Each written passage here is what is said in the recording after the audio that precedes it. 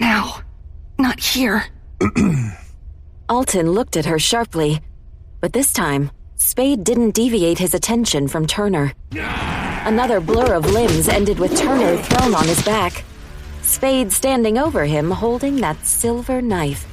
Spade wiggled it in the air. Lose something?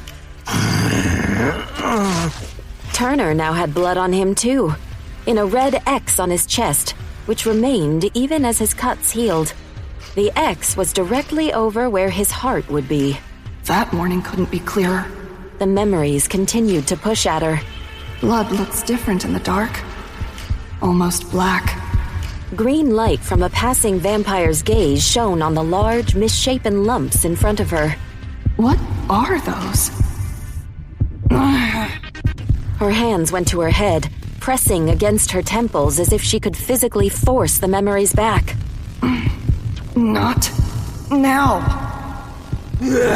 Turner lunged, nothing more than a streak of movement to her eyes. Spade whirled, more red appearing on Turner as if by magic. Another rush of flesh. And Turner stumbled back, clutching his stomach. Something thick and wet hit the floor. Denise wound her hands in Spade's discarded shirt to keep from screaming and bolting out of her chair. Spade's whole hand and wrist were red, not to mention the knife. But he stood there almost casually, waiting while Turner bent over in pain. Hurts quite a bit, doesn't it?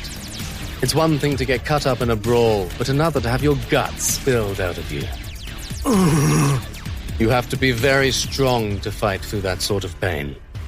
You're not nearly strong enough, but you want to be master of your own line? No one's strong enough. Turner straightened at last.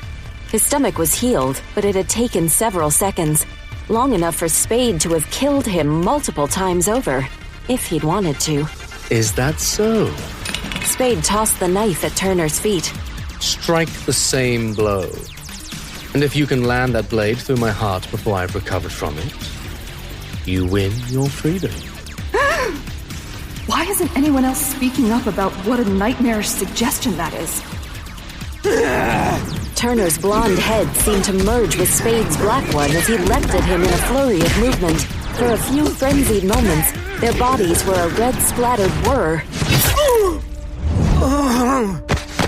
Until Turner fell back, with the knife's hilt buried in his chest, where the red X had been. Spade stood over him, one hand across his stomach, something red and squishy looking near his feet.